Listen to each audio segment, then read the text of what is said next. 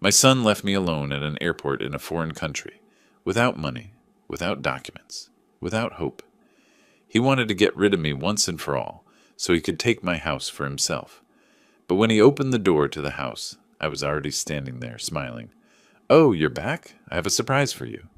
That surprise ruined his whole life. Before we continue, please subscribe to the channel and write in the comments what time it is where you are now.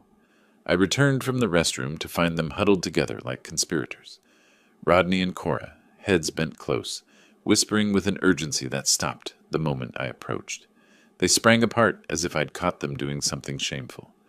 "Everything okay?" I settled into my seat at gate 17, watching them. "You two have been quiet this morning." Rodney didn't look up from his phone. "Fine, just tired from the trip." Cora's smile was too bright, too sudden. "We're just ready to get home. Can't wait to sleep in our own bed." We still had 90 minutes before our flight to Seattle. The week in Puerto Vallarta had been good. Beaches, dinners, the kind of family time I thought we'd lost after Rodney's mother passed. But something had shifted this morning. The air between us felt thick, wrong. I watched Rodney's thumb scroll across his screen without reading anything. Cora fidgeted with her boarding pass, folding and unfolding the paper. Neither of them looked at me. 20 minutes later, Rodney stood abruptly. "Dad, we need water and some snacks for the flight. You know what we all like. Can you grab stuff?" I started to rise. "Sure, we can all go." "No, you go." He pressed a $20 bill into my palm, his fingers cold despite the terminal heat. "I need to make a work call, and Cora has to hit the restroom. Here's $20. The insistence in his voice didn't match the simple errand. He stepped back, creating distance, his eyes fixed somewhere past my shoulder. I looked at Cora. She was already staring at her phone. "All right." I took the money, felt its crispness. "Be right back." The airport shop was small, tucked between a currency exchange and a coffee stand. I took my time, studying the shelves. Rodney liked the expensive imported water, the kind with the blue label. I grabbed 3 bottles. Trail mix for Cora. She always wanted the one with dried cranberries. Protein bars for me. The checkout line moved slowly. A family ahead of me had 2 crying children and a stroller blocking half the aisle. 12 minutes passed, maybe 14. I rounded the corner back to gate 17 with the plastic bag in hand. The seats were empty. Not just empty, cleared. No backpacks, no jackets. No sign anyone had been sitting in seats 14, 15, and 16. Other passengers occupied different chairs now, scrolling phones, reading magazines, oblivious. The bag slipped from my fingers. I yanked my backpack off my shoulder, hands shaking as I unzipped the main compartment. My spare shirt was there. Toiletry bag, nothing else. The inner pocket where my passport always stayed, empty. I checked the side pocket, no phone. Front compartment, no wallet. My hands moved faster, checking every space twice, 3 times, hoping I'd somehow missed them. Nothing. Gone. All of it. I grabbed the shopping bag and half ran to the gate counter. A young woman in an airline uniform looked up from her computer. "The couple sitting in 14 and 15, did you see where they went?" She typed something, eyes scanning her screen. "Evan's party? They took the earlier flight to Denver. Standby upgrades. Departed 20 minutes ago." "Denver?" My voice came out louder than I intended. "We're going to Seattle. That's my son." "Sir, their boarding passes were for the Denver connection." The terminal tilted slightly. "Denver. Not Seattle. Not home. Did they leave anything? A message?" Her expression shifted from efficient to sympathetic. "No, sir. I'm sorry." I walked back to the empty seats, sat down heavily, pulled out the $20 bill from my pocket. Still there, still crisp. The only money I had in the world right now. $20. He gave me $20 and took everything. The plastic bag sat on the chair beside me. 3 bottles of water, including the expensive one Rodney preferred. Trail mix, protein bars. I'd spent $12 being thoughtful. $8 remained. I stood, legs unsteady, and made my way to airport security. The officer behind the desk had kind eyes and a tired face. My son took my passport. The words sounded absurd, spoken aloud. My phone, my wallet, everything. He just left me here. "Do you have any identification? Any way to prove who you are?" "I have nothing. $20 and a bag of water bottles."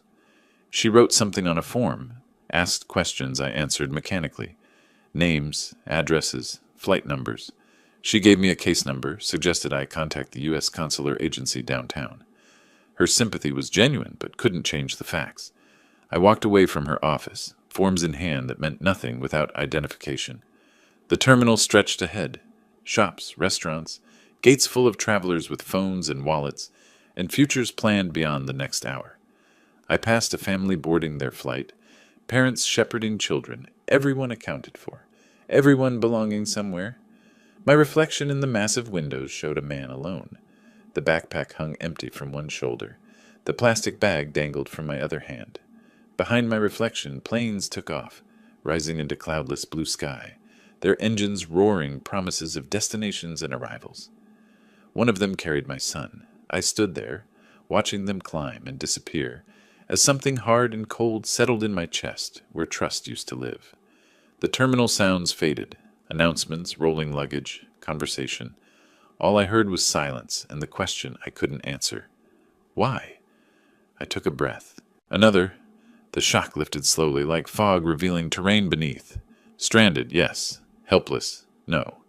The businessman in me, dormant these past years since retirement, woke up. First, identification. Second, money. Third, home. I created a mental checklist the way I used to before board meetings. The information desk directed me to the U.S. Consular Agency. I walked there 20 minutes through streets where tourists haggled over silver jewelry and locals sold fruit from carts. The office was small, efficient, American flag on the wall, photos of the president. A woman at the desk looked up as I entered. "Tell me what happened, Mr. Evans. Start from the beginning." Her name was Patricia Henderson. I sat across from her and explained it all. The vacation, the airport, the empty seats. My son left me at the airport, took my passport, my phone, my wallet, everything. She waited, pen poised over a form. My son did this? He's been living in my house rent-free for 2 years. I think he wants to keep it. Something shifted in her expression. Professional distance giving way to something personal. She set down her pen. "We can issue an emergency passport. 3 business days minimum. Requires a police report and payment of $135. I emptied my pockets on her desk. $8. Mexican coins. A breakfast receipt from 3 days ago. The $20 bill. Patricia excused herself, returned 10 minutes later with paperwork and news. Payment deferred until I reached home. Emergency assistance fund would help with immediate needs. I'd pay it back. She could see that, she said. 28 years doing this job taught her to recognize who would and wouldn't. "You're not broken," she said, sliding forms across the desk. "You're angry. Angry people find their way home." Outside the consular office, I sat on a bench, forms in hand. A woman approached. Maria, from the airport information desk. I recognized her face. "You have family to call? Friends?" My son was my family. I have neighbors, but no way to reach them. She nodded slowly. Sometimes the people closest to us are the furthest away. My father, similar story, different details, same betrayal. How did it end for him? He survived, built something new. You will too. She drove me to a hostel in her old Honda. $15 per night, clean, safe. She refused the $2 I offered for gas. Her father had been abandoned once too, she said. Some betrayals cut deeper than others. The hostel room held 6 bunk beds and the smell of salt air and laundry detergent. I took the bottom bunk in the corner. My roommates, 2 German backpackers, a construction worker from Guadalajara, shared their dinner. Bread, cheese, fruit. The girl lent me her phone. I dialed my home number. It rang. No answer. Tried again an hour later. Again. Still no answer. Where was Rodney? Day 2, I walked to the police station downtown. The officer took my statement through a translator. Passport stolen, phone stolen, wallet stolen. By my son. The officer's eyebrows rose at that last detail. Your son, he lives with you? In my house, yes. I let him stay there. And you believe this was planned? The tickets to Denver instead of Seattle. The timing. The standby upgrade. Yes. This was planned. He typed slowly, printed the report, stamped it, handed it over with a look that said he was sorry, but this wouldn't bring anything back. That night, lying on the hostel bunk, ceiling fan clicking its steady rhythm overhead, The memory surfaced. Last month. Rodney visiting more often than usual. Being helpful, attentive. Then, Dad, we should update your medical directive, just in case something happens. Simple form, just sign here. The document had been on his laptop screen. I signed with the electronic signature pad, trusting him completely. Never saw a printed copy, never questioned it. The realization hit like cold water. That wasn't a medical directive. I sat up, startling the German backpacker in the bunk across from me. What had I signed? Power of attorney? Property transfer? The possibilities churned through my mind, each worse than the last. Day 3, I walked the streets of Puerto Vallarta. Not tourist walking, purposeful, methodical. My mind worked through the problem like it used to work through business deals. What does Rodney want? The house. What does Rodney think? That I'm trapped here. What's his timeline? At least a week before he expects me home. That was my advantage. Surprise. Patricia handed me the emergency passport at noon. Thin, temporary, but official. She also gave me an envelope. $600 cash. From the Emergency Assistance Fund. Pay it back when you can. I found an internet caf. $1 for 30 minutes. Seattle Direct. $420. I booked it for tomorrow morning. Rodney's flight went through Denver. He'd mentioned meetings there, 2 days, maybe 3. I'd beat him home by at least 3 days. Back at the hostel, I made my own checklist. Document everything. Change the locks. Find that paper I signed. Get a lawyer. Make Rodney explain himself face to face. Not revenge. Justice. There's a difference. The German girl asked if I was all right. I was lying on my bunk, staring at the ceiling, probably looking grim. Maybe he doesn't want to know, she said, meaning Rodney not answering my calls. That's what I'm counting on. He thinks I'm stuck here. He's wrong. The next morning, I boarded the flight to Seattle. Economy, middle seat, between a mother with a sleeping infant and a teenager with headphones. My emergency passport rested in my shirt pocket, $165 in my sock. The plane taxied down the runway. Through the small window, Puerto Vallarta shrank beneath us. Beach, hotels, the airport where everything changed. The wheels left the ground. I didn't look back. My mind was already in Seattle, already at my front door, already planning the expression on my face when Rodney walked in and found his father waiting. The seatbelt sign blinked off. The flight attendant began beverage service. Water, please? Free? Save every dollar. 3 hours and 40 minutes to Seattle. Rodney didn't know I was coming. The wheels hit runway concrete with that jarring thud that says you're home. The plane tilted as we braked, engines roaring in reverse.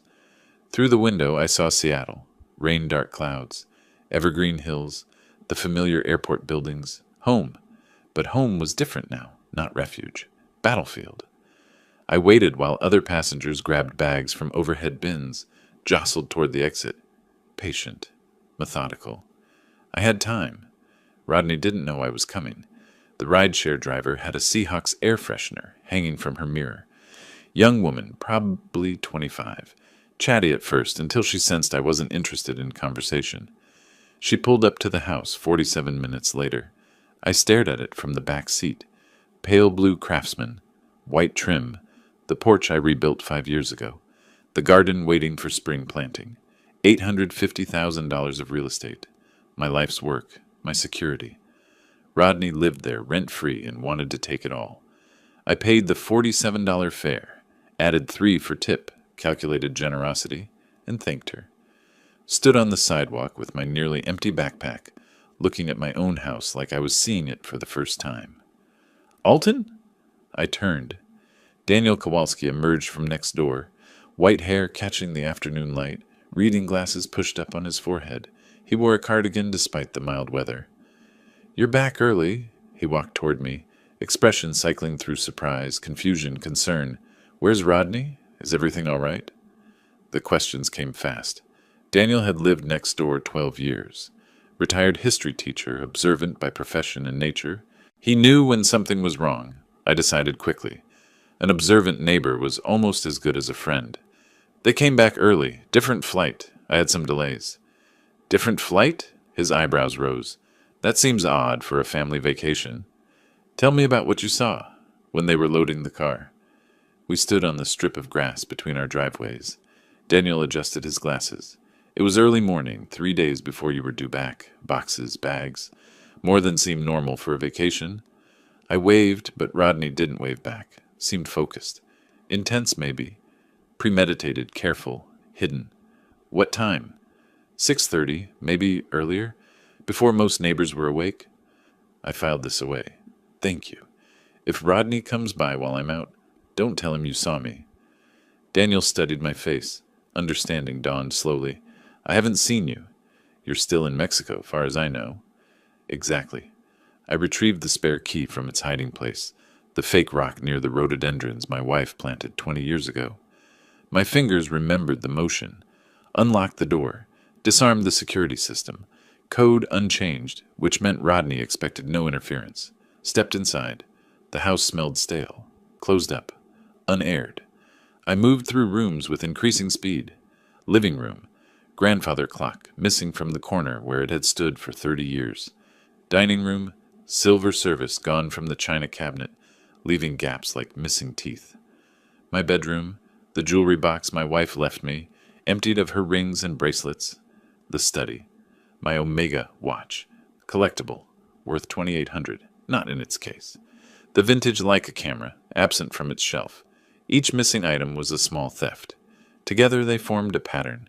Rodney didn't just abandon me. He robbed me first. My home office occupied the converted sunroom. Desk facing the window, overlooking the garden. On the desk, centered perfectly, lay a manila folder. I opened it. Legal documents. Official seals. Notary stamps. The top page read, Deed of Gift, in bold typeface. I scanned quickly. Property address, mine. Grantor, Alton Evans. Grantee, Rodney Evans. Consideration, love and affection. Date, 4 weeks ago. My signature at the bottom. Witnessed, notarized. My hands didn't shake. They should have. Instead, they were steady, cold. The anger wasn't hot anymore. It was frozen solid, sharp enough to cut. I walked back outside. Daniel was watering his plants, but I could tell he was waiting. Can I borrow your phone? He handed it over without questions. I photographed everything. Every empty space where valuables used to sit. Every gap on shelves. The open watch case. The missing camera. The desk drawer. The deed of gift from every angle. Evidence. I learned in business. Document everything, assume nothing, trust nobody. Daniel stood on his porch while I worked. When I returned his phone, he asked, Alton, if you need anything, if there's trouble. There's trouble, but I'm handling it. Inside again, I picked up the landline. Still worked. Called my bank. This is Alton Evans, account ending in 7743. I need to verify there's been no unusual activity. Security questions. Mother's maiden name. First car. Street I grew up on. The representative checked. Everything looks normal, sir. Last transaction was 4 weeks ago. Automatic utility payment. No attempts to add authorized users or change beneficiaries? No, sir. Your account settings are unchanged. One small relief. Rodney took objects. Took the house on paper, but hadn't drained the money. Maybe couldn't. Maybe didn't have time. Maybe planned to do it later. Another small advantage. I still had resources. I sat at my desk, the deed of gift in front of me, and remembered. 1 month ago. Tuesday. Rodney brought lunch. Sandwiches from the deli I liked. We ate, talked, laughed about nothing important. Then, Dad, I updated some documents for you. Medical power of attorney, living will, that stuff. You should review and sign, just to be current. His laptop was already open. Document on screen. Signature pad connected. I signed electronically. Trusting. Never saw a printed copy. Never questioned what it actually said. That Tuesday. That sandwich. That signature. That's when I lost everything. I stood alone in my living room as darkness gathered outside. Spoke to the empty house. You thought I'd be stranded. You thought I'd be gone long enough for you to establish possession. My reflection stared back from the darkened window. You thought wrong. Morning light came through the east kitchen window, cutting across the table where I sat with instant coffee in a chipped mug. The list I'd made the night before lay in front of me. Items crossed off, new ones added, priorities circled twice. Top of the list. Lawyer. I'd spent the previous evening on Daniel's borrowed laptop. Searching. 3 real estate attorneys downtown, all experienced in property disputes. Margaret Chen's name appeared most often in successful case outcomes. At 8 o'clock exactly, I dialed her office.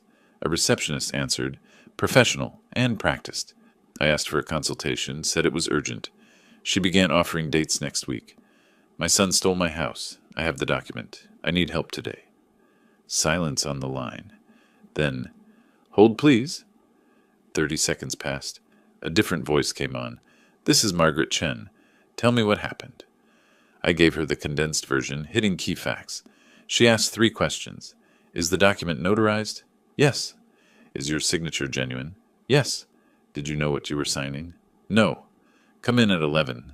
Bring the document and any identification you have. I prepared for the meeting like a business presentation. Gathered everything, the deed of gift, emergency passport, bank statements, photos of stolen items, Daniel's written statement about seeing Rodney load cargo, organized chronologically in a manila folder, dressed carefully, pressed shirt, slacks, jacket. Appearance mattered. People judged credibility by presentation. Her office was downtown, 20th floor, corner view of Puget Sound. Margaret Chen was smaller than I expected, maybe 5'3", precise in movement and speech. Gray-streaked black hair pulled back severely. The office smelled like paper and printer toner. Law books lined 2 walls. She gestured to a chair across from her desk. Worn leather, shaped by countless clients with countless problems. I sat, placed the deed of gift on her desk like evidence at trial. She put on reading glasses, began examining it. Expression didn't change, but her pen moved faster, making notes. 5 minutes later, she looked up. This is a properly executed deed of gift. The notary seal is legitimate. The language is standard. Your signature appears genuine, is it? I nodded. Then legally, as of the date on this document, your son owns your house. The words hit like physical blows. However, and that word carried weight, if you can prove you were deceived about the document's nature, we can argue fraud. She swiveled her computer monitor toward me. The deed of gift filled the screen, enlarged. Walk me through the signing. What exactly did your son tell you? He said it was updating my medical directives. Power of attorney if I became incapacitated. Made sense. I'm 63. Did you read the document before signing? It was on his laptop screen, small text. He scrolled through it quickly, said it was standard language. And you never received a signed copy? Never. I assumed it was filed with his records. For emergencies? Her pen flew across the notepad. That's our angle. Misrepresentation of document contents. Concealment of true nature. Hey, she made copies of everything, returned originals, scanned the deed, enlarged the notary section. This was done carefully, professional, premeditated. She pointed at details on the screen. The notary's name is visible here. I'll need to interview them. She typed notes rapidly. This will cost money, retainer, court fees, possibly expert witnesses. Are you prepared for that? I sold a business 3 years ago. I have resources. This is worth every dollar. What will this cost? Realistic numbers. Retainer today, $5,000. If it goes to full trial, $20,000 to $40,000 more. Maybe higher if he fights hard. I didn't hesitate. I'll write the check. What are our odds? If we can prove deception, 60-40 in your favor. Maybe better with the airport abandonment adding context. But fraud is hard to prove. I'm not walking away from my house. I didn't think you were. That's why I cleared my schedule. The police station came next. East Precinct, afternoon. Fluorescent lights, scuffed linoleum, metal chairs. I filed formal complaint. Theft of property from airport. Stolen passport, wallet, phone. Stolen items from home. The officer taking the report was young, probably late 20s. She typed slowly. The suspect is your son? Yes. And he lives with you? In my house, yes. The house he's trying to steal. She looked up at that. This is a civil matter, sir. We can take the report about stolen items, but property disputes go through courts. I kept my voice level. The theft happened in Mexico, international. The stolen items have serial numbers. That's criminal. She typed faster, asked for serial numbers. I provided them. Watch and camera, documented for insurance. She asked about the silver service value. I estimated conservatively. $3,500. 90 minutes later, she handed me a case number. "Someone will follow up," she said, tone suggesting I shouldn't hold my breath. Back at Margaret's office, I watched her work, typing rapidly, printing, signing, gathering documents. "Motion to invalidate deed of gift based on fraud and undue influence," the header read. "I'm requesting expedited hearing given the living situation dispute." She collated pages, stapled them. "Your son will be served with these papers. He'll know you're back. He'll know you're fighting. Good, I want him to know." The locksmith arrived at 5. Company van, toolbox, professional demeanor, middle-aged man named Frank. "These are good locks. Lasted well? Why the change?" "Security upgrade." He worked efficiently. "Front door, back door, garage entrance. New keys, new deadbolts, new security." "None of my business," Frank said, installing the front deadbolt. "But the old keys won't work anymore. If someone has copies. That's the point." "Understood. These new ones are pick-resistant. Better protection." $340. I paid without hesitation. Money well spent. Frank handed over 3 sets of keys. "Old locks are disabled. Nobody's getting in with old keys." I tested each lock twice. Solid. Secure. My house again. After Frank left, I walked through each room, testing the new locks. Key turned smooth. Bolt slid home. Perfect. I pocketed 1 set, hid the second in a new location, kept the third on my desk. Then I moved furniture. Not rearranging exactly.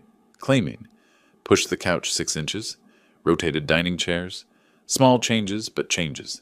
Marking territory. Making the space mine again. Evening settled over Capitol Hill. I stood at the front window. New locks secure behind me. Legal documents filed. Police reports submitted. My house. My fortress. My battleground. Across the street, lights flickered on in neighbors' homes. Normal lives continuing. My life hadn't been normal since the airport. Might never be normal again. The new phone I'd bought sat silent on the coffee table. No calls. Rodney didn't know this number. Rodney thought his father was still in Mexico, helpless, abandoned. Wrong. 6:47 p.m. 8:47 in Denver. Was Rodney at dinner? In a hotel? Planning his return to his house? The uncertainty bothered me less than it should. I'd established position. Changed the field. When Rodney came back, everything would be different. I moved to the kitchen, opened the refrigerator, empty except for condiments and expired milk. Tomorrow I'd shop, restock, live. Tonight, instant coffee and frozen bread would do. I carried another cup back to the window. The street was quiet. No cars approaching. Not yet. I sipped coffee, watched, and waited for the confrontation I knew was coming. 2 days passed. I spent them preparing. Documents organized on the coffee table. New keys in my pocket. Phone charged. Recording app tested and ready. I moved through the house like a general inspecting fortifications, checking windows, testing locks, claiming territory. Late afternoon on the second day, I heard a car door slam outside. I moved to the window, parted the curtain 1 inch. Rodney's silver Honda Accord sat in my driveway. He stood beside it, staring at the house. Even from inside, I could see confusion dawning on his face. Cora emerged from the passenger side, looked toward the front door, whispered something I couldn't hear. I let the curtain fall, counted to 5, waited for the doorbell or knock. Instead, I heard a key scraping in the lock. Once, twice, 3 times, harder. The old key, useless now. Rodney cursed quietly. Cora's voice came through the door, sharp. "What's wrong?" "Lock's jammed or something." More scraping. Metal on metal. Nothing turning. Then silence. Footsteps moving around the house. They were checking the back door. I heard them try that lock too. More confusion in their voices, audible through walls. They returned to the front porch. "Call him," Cora said. "He doesn't have his phone. We have his phone." But he tried anyway. Somewhere in the house, my old disconnected phone buzzed once. Died. My new phone rang. Unknown number. I answered on the 3rd ring. "Yes? Dad, is that you?" "It is? Where are you?" "I've been trying to reach—" "I'm home, Rodney, inside the house. Your keys don't work anymore." Dead silence. Then, "What? How did you— When did you—" "3 days ago. Come to the front door. We need to talk." I opened the door, but stood in the frame, not inviting them in. Rodney looked exhausted. Wrinkled clothes, 2 days of travel visible on his face. Cora stood slightly behind him, eyes sharp, assessing. Rodney tried his concerned son expression. "Dad, thank goodness you're safe. We were so worried. What happened at the airport? We looked for you everywhere." I raised my hand. He stopped. "I know what happened. You sent me to buy water. You flew to Denver. You took my passport, my phone, my wallet, my money. You abandoned me in Mexico with nothing." His mouth opened, closed. No words came. I stepped aside just enough to reveal the coffee table through the doorway. Legal documents stacked neatly. "I have something to show you." I picked up the top document, held it so they could see the header. "Motion to invalidate deed of gift based on fraud." Rodney's face went pale. "That document you had me sign, the one you said was a medical directive, it wasn't. It was a property transfer. You stole my house on paper before you abandoned me in another country."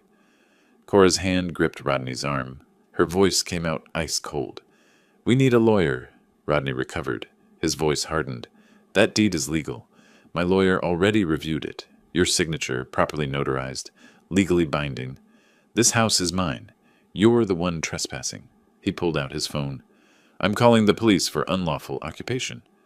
I didn't flinch. "Go ahead. Seattle Police East Precinct already has my report. Case number 774821. Theft in Puerto Vallarta Airport. Stolen items from this house before the trip. Collectible watch, vintage camera, silver service. Your neighbor saw you loading boxes." His finger hovered over the phone. "Didn't dial. You reported me." "I reported theft, criminal acts. The police have your name, your description, your flight information. Call them. See what happens." I pulled out my own phone, showed the screen. Red recording dot visible. "This conversation is being recorded. Washington is a two-party consent state, and I'm informing you now. Everything you say from this point is documented." Rodney's phone lowered. Cora tugged his arm, whispered something urgent. "This isn't over," Rodney said. "No, it's not. But it's not going the way you planned." They walked backward off the porch, down the steps, toward their car. Rodney kept looking back, at the house, at me, at what he thought he'd claimed. I stood in the doorway until they were in the car, until they were backing down the driveway, until they were gone. Then I closed the door. The new lock clicked solidly. I leaned against it, breathing slow and steady. First round, mine. Through the window, I watched their car disappear. My hands were steady, but my heart pounded, adrenaline catching up now that the confrontation was over. I walked through the house, checking doors and windows from habit. All secure. In the kitchen, I poured water, drank it standing at the sink. The house was quiet again. My phone buzzed. Text from Daniel. "Saw them arrive and leave. You okay?" I typed back, "Fine, thank you." He didn't ask more. I didn't elaborate. I returned to the living room, gathered the documents from the coffee table, filed them back in the folder. Motion to invalidate. Police report. Bank notifications. Locksmith receipt. Paper trail of resistance. Paper trail of war. My phone rang. Margaret Chen's office. I answered, expecting questions about the confrontation. Instead, her paralegal's voice. "Mr. Evans, we've received notice from opposing counsel. Rodney Evans has retained representation. Attorney named Robert Michaels specializes in property disputes. He's filed a counter motion asserting the deed's validity and requesting immediate possession pending court decision." I sat down. The battle had truly begun. 3 days after the confrontation, I sat in Margaret's office for a strategy meeting. She slid a thick document across her desk. "Robert Michaels is thorough.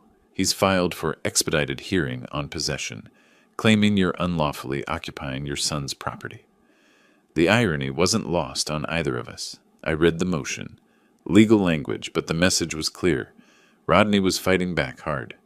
"Michaels is good." Margaret refilled her coffee, gestured to offer me some. I shook my head. "He's reframing the entire narrative. You become the unreasonable parent. Rodney becomes the victim. But the facts, Mexico, the theft, the deception, facts matter, but so does presentation. He's separating the criminal allegations from the property dispute, making it look like you're using criminal complaints to relitigate a gift you regret. Oh, that's not what happened. I know. The judge will decide if she knows. That's why we need more evidence. Direct evidence of fraud at the signing. She walked me through Rodney's strategy. Michaels is arguing you made a valid gift, fully informed, properly executed. His position is that you regretted it after the fact. Maybe because you had a falling out, maybe because you're confused about what you signed. He's not acknowledging the Mexico incident in his filings. He's treating this as pure property dispute, ignoring the criminal context. She paused. It's smart. It simplifies his argument. I felt the ground shifting, the narrative being rewritten, my abandonment becoming family disagreement, my stolen house becoming regretted gift. 1 week after the confrontation, Margaret called with worse news. Rodney has filed emergency motion for immediate possession. His argument, he's homeless, living in hotel, while his legal property is occupied by someone who gave it to him.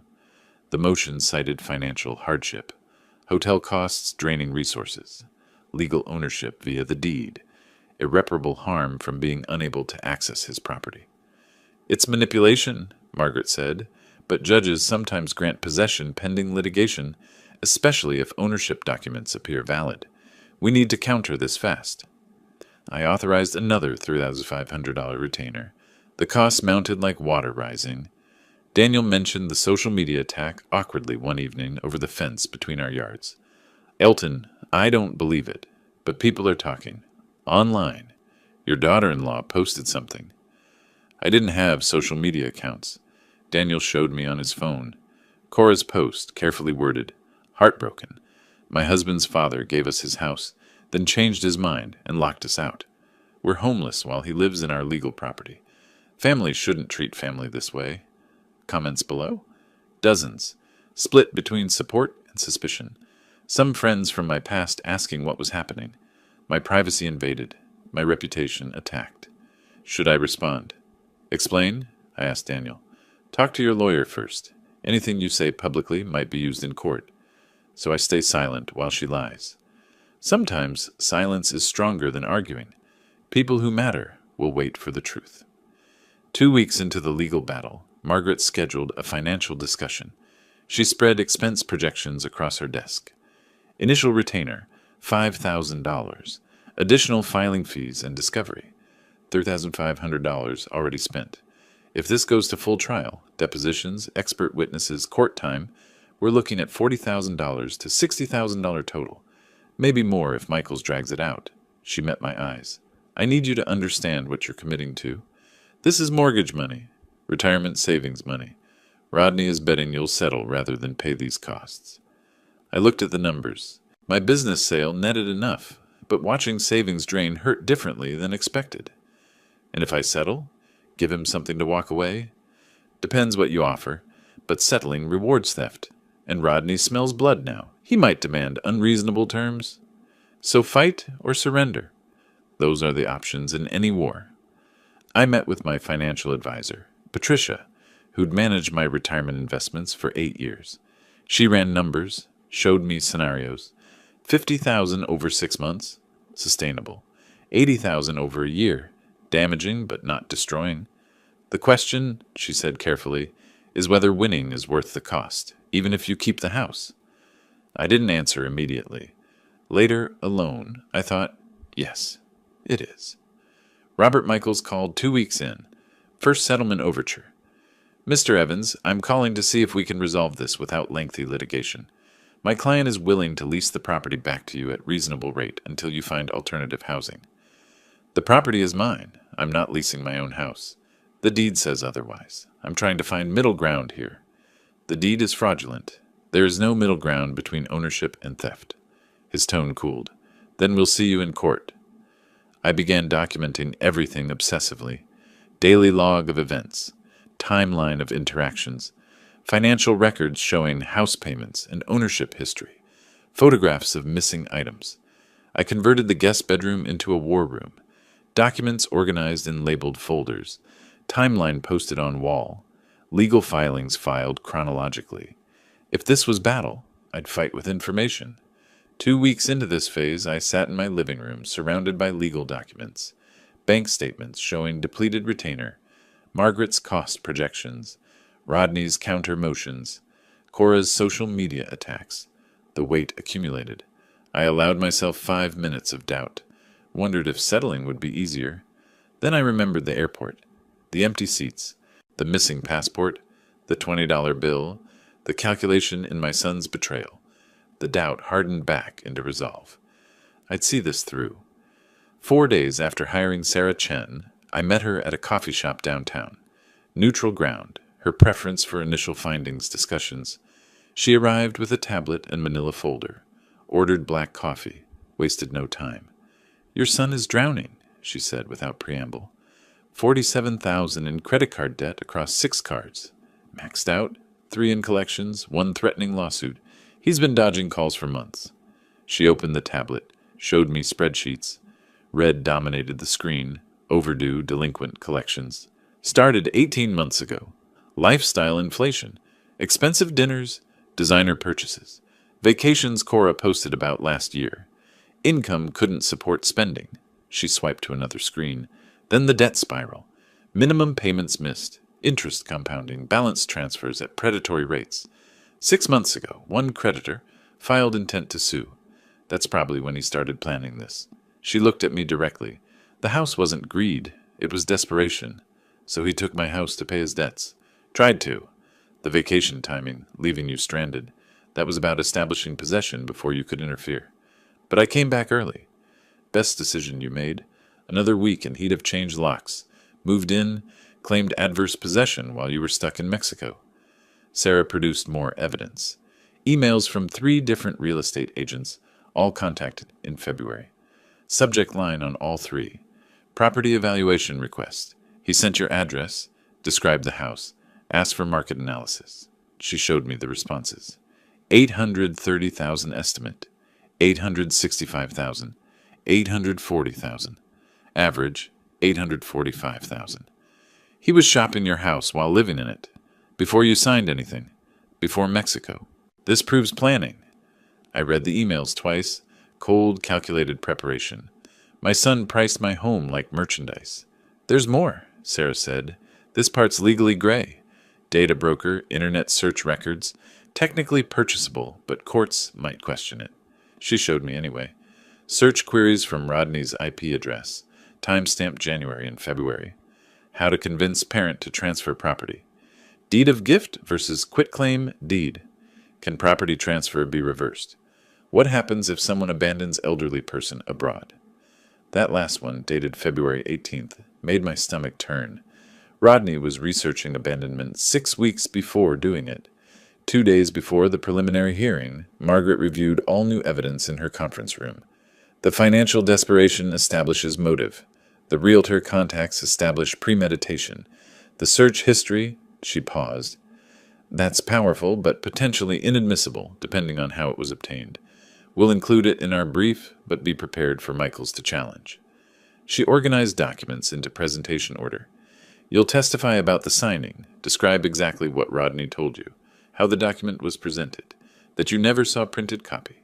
Then we hit them with the planning evidence. Margaret drilled me on testimony.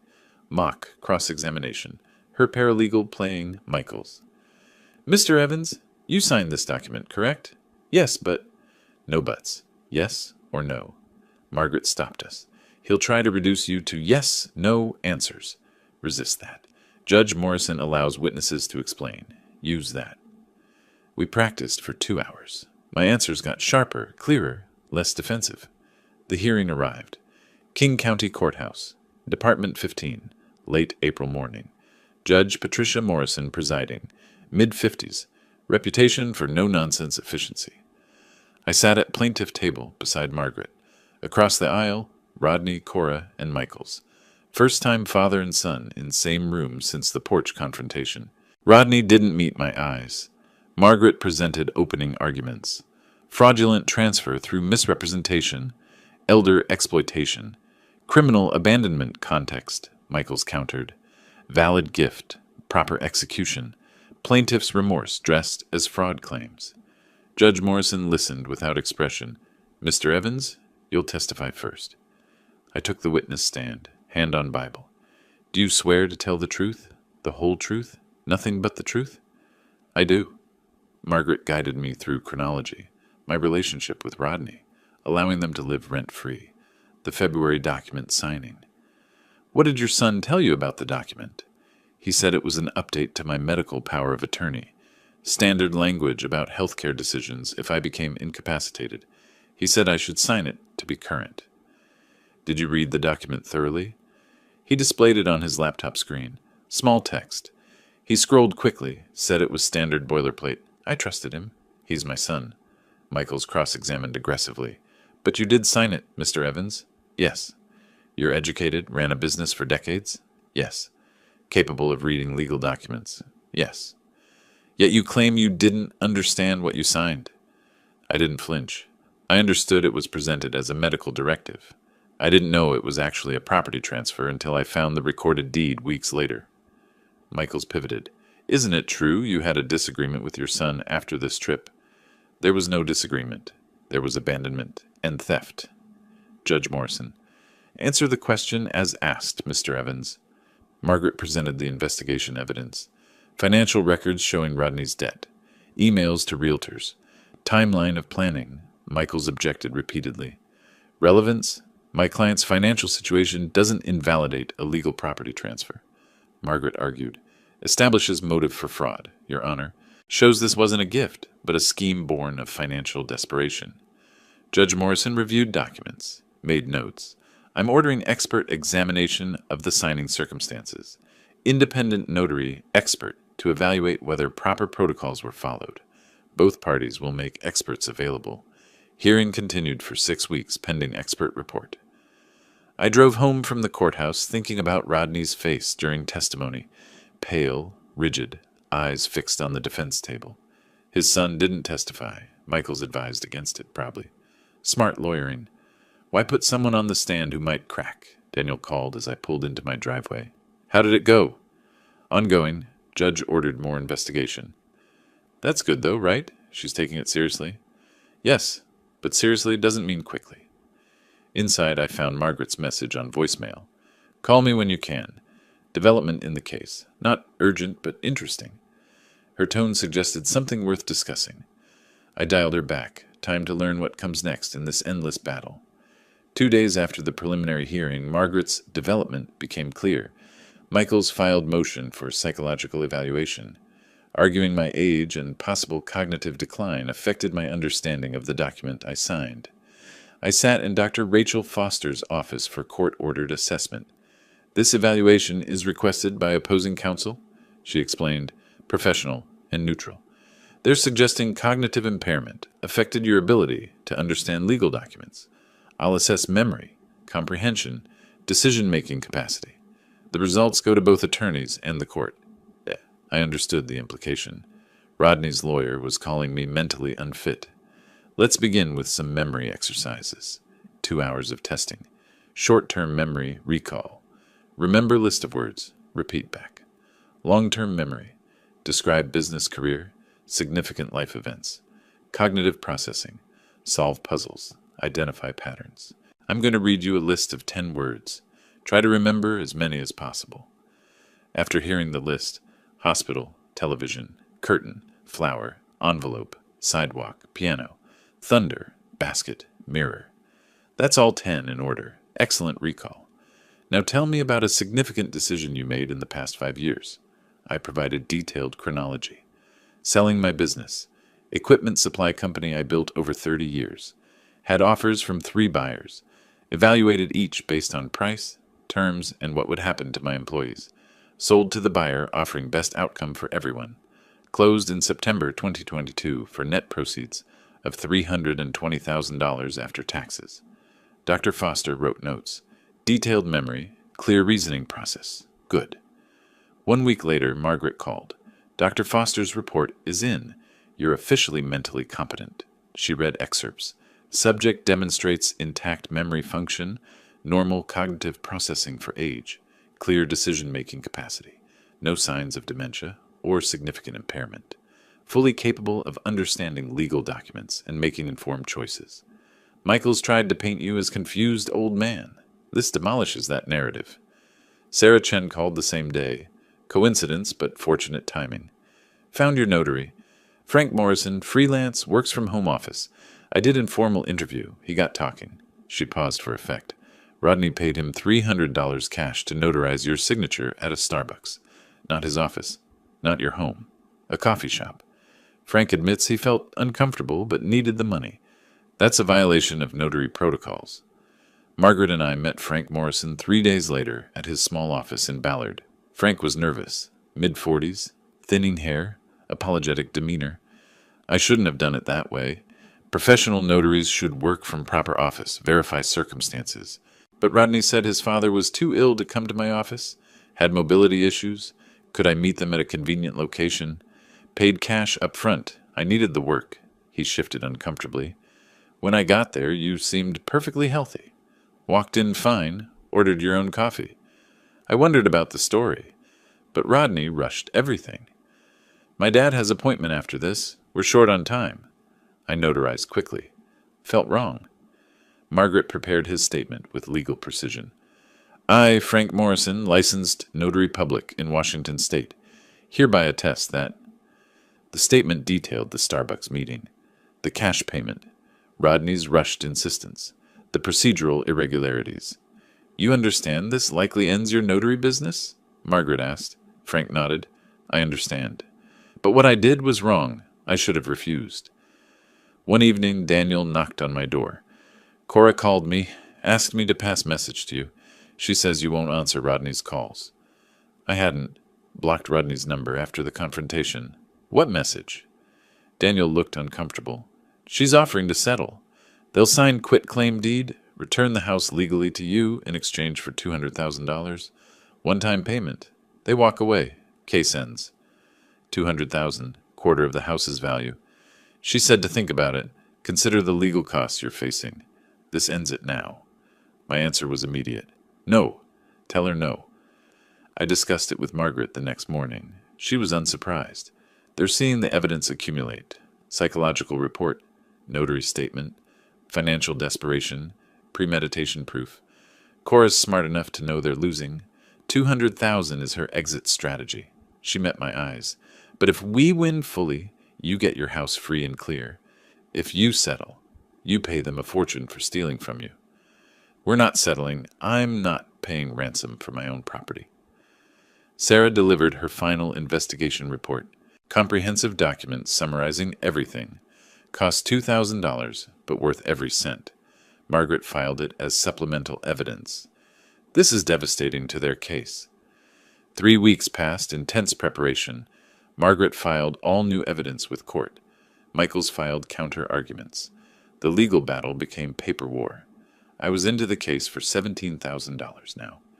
4 days before the scheduled hearing, Margaret called with urgency I hadn't heard before. Judge Morrison moved our hearing up. 2 days from now. She's reviewed all evidence and wants oral arguments immediately. Is that good or bad? Unknown. But judges don't expedite cases they plan to dismiss. She's seen something that demands quick resolution. A pause. Be ready. This might end soon. One way or another. Judge Morrison entered. The bailiff called. All rise. Everyone stood. She sat. Everyone sat. Choreography of justice. Margaret leaned close. Remember, whatever happens in the next few hours determines everything. I nodded. Didn't need the reminder. Morrison reviewed her notes, looked up. I've examined all submitted evidence. This hearing will address the motion to invalidate the deed of gift based on fraud. Mr. Michaels, you may begin. Michaels stood, adjusted his tie, addressed Morrison directly. Your Honor, this case is simple. Adult son, aging father, legitimate estate planning conversation. The father signed a deed of gift, his signature verified genuine, properly notarized. Now, months later, after a family disagreement, he claims fraud. He gestured dismissively toward Margaret's evidence stack. Financial difficulties don't prove fraud. Pre-planning doesn't prove fraud. Family conflict doesn't prove fraud. The deed stands on its legal merit. He sat down. Confident. Too confident. Margaret rose, picked up Frank Morrison's statement. Your Honor, the notary's sworn statement details procedural violations that invalidate the notarization. The signing occurred at a Starbucks, not proper office. Mr. Morrison was paid $300 cash, unusual for services typically costing $25. He was told Mr. Evans had mobility issues and couldn't travel. Demonstrably false. She picked up another document. The defendant contacted 3 real estate agents before the vacation, requesting property valuations. Before his father signed anything, he was pricing the house like merchandise. That's not estate planning.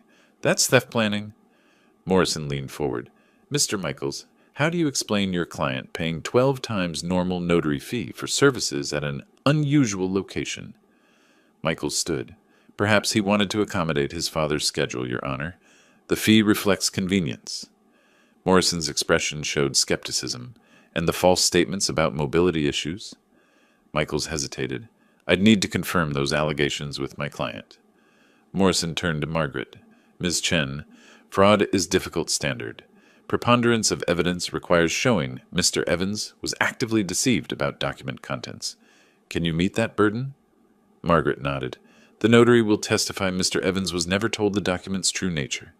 The defendant rushed the process, controlled the presentation, never provided signed copy for review. Michaels called Rodney to the stand. Risky move, but necessary to counter my narrative. Under direct examination, Rodney maintained his story. I showed my father the document, explained it was transferring the house. He understood. He wanted me to have security. Margaret's cross-examination was surgical. You told the notary your father had mobility issues? I said he preferred not to travel that day. Did he have mobility issues? Not exactly, but yes or no? No. You paid $300 cash for notarization? I wanted to ensure quality service. Did you tell your father the document was a medical power of attorney? Rodney paused too long. I may have mentioned medical planning in the conversation. May have, or did? It was part of broader discussion. You're not answering the question, Mr. Evans. I watched my son's face, saw the tells, hand touching nose when he hedged, eyes darting to Michaels when asked direct questions, voice rising defensively. He was lying under oath, badly. Morrison called brief recess. Margaret received a phone call, requested permission to approach bench, spoke quietly with Morrison and Michaels. Returned to me. Police executed search warrant on storage unit rented in Rodney's name. Found your watch, camera, silver service. Everything you reported stolen. Validation and anger simultaneously. Physical proof. Criminal evidence. When court reconvened, Morrison addressed both parties. I've been informed that items allegedly stolen from plaintiff's home have been recovered from defendant's storage unit. This adds criminal dimension to civil case. Prosecution will receive full referral. Rodney's face went pale. Cora grabbed his arm, whispered urgently. Michaels requested sidebar, argued briefly at bench. Morrison shook her head, gestured them back. Michaels returned, looking defeated, whispered to Rodney, who slumped in his chair. I knew that posture. The collapse of someone whose last hope just evaporated. Morrison delivered her ruling without dramatic pause.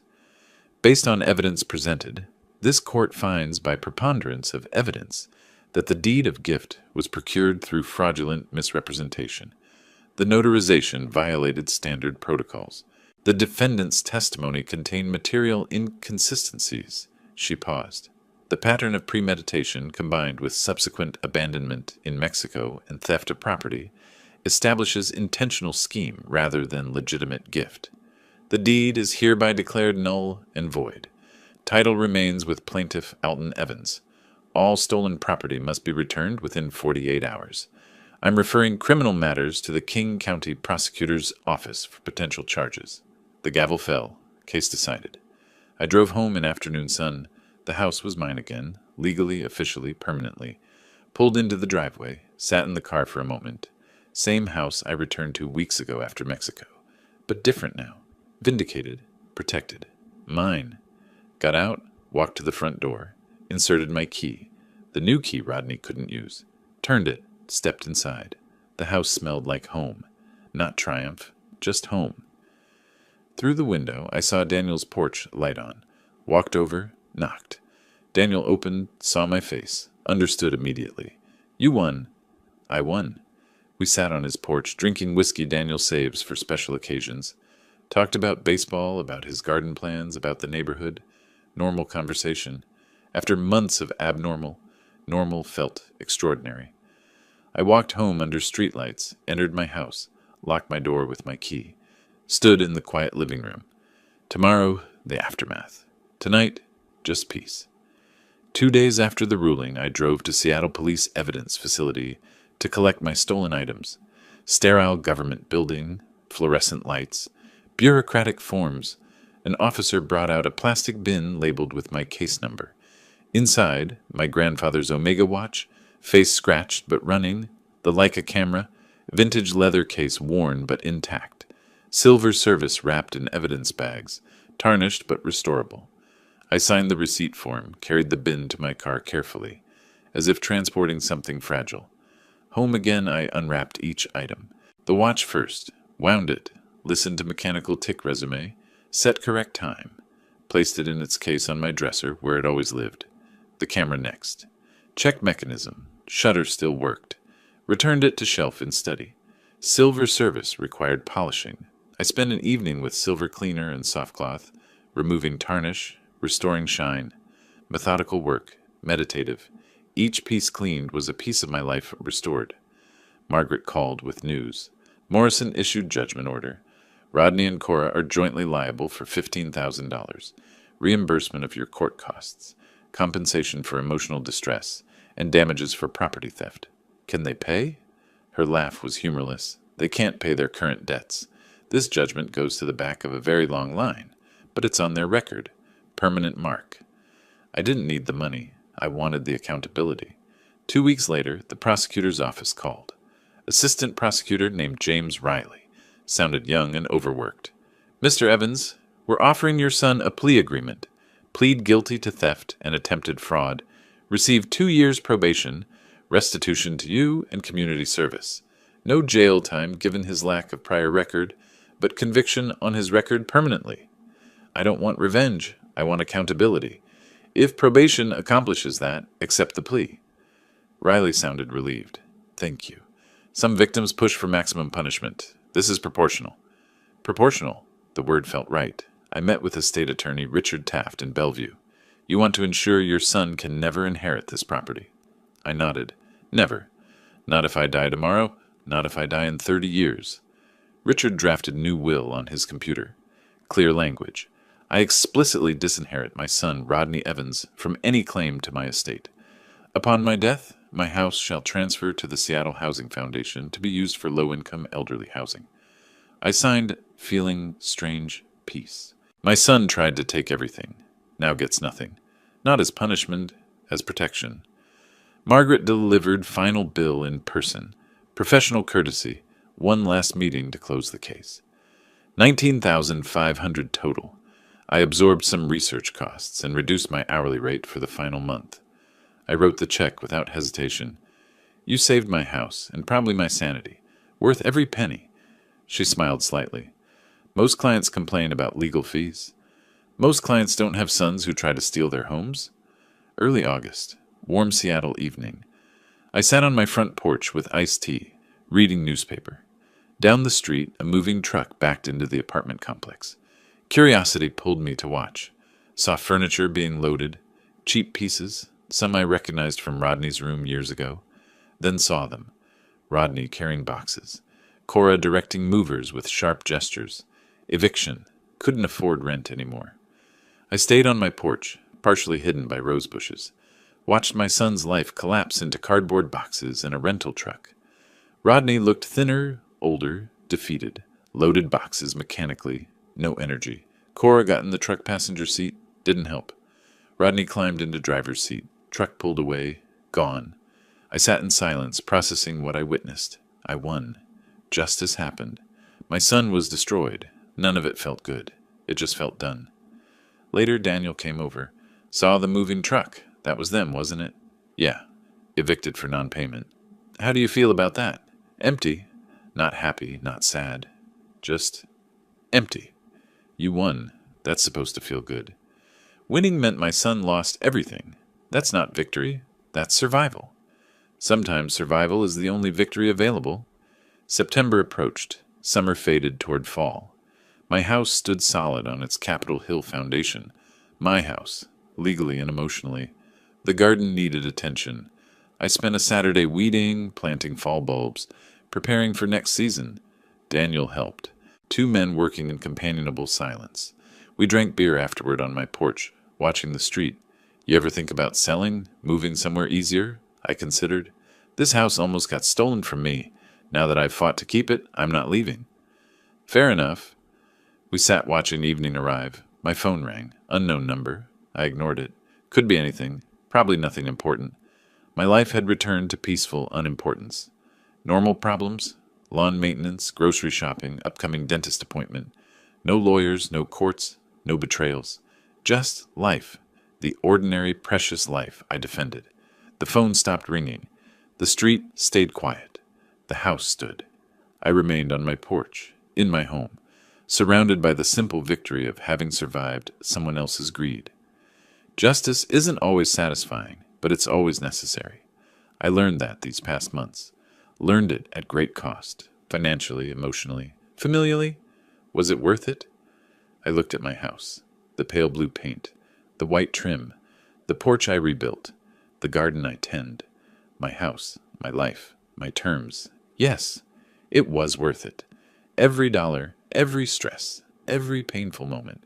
Because some things can't be priced, some things have to be defended, and some victories, even when they hurt, are still victories worth winning.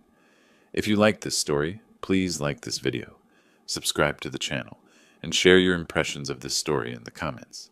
To listen to the next story, click on the box on the left. Thank you for watching.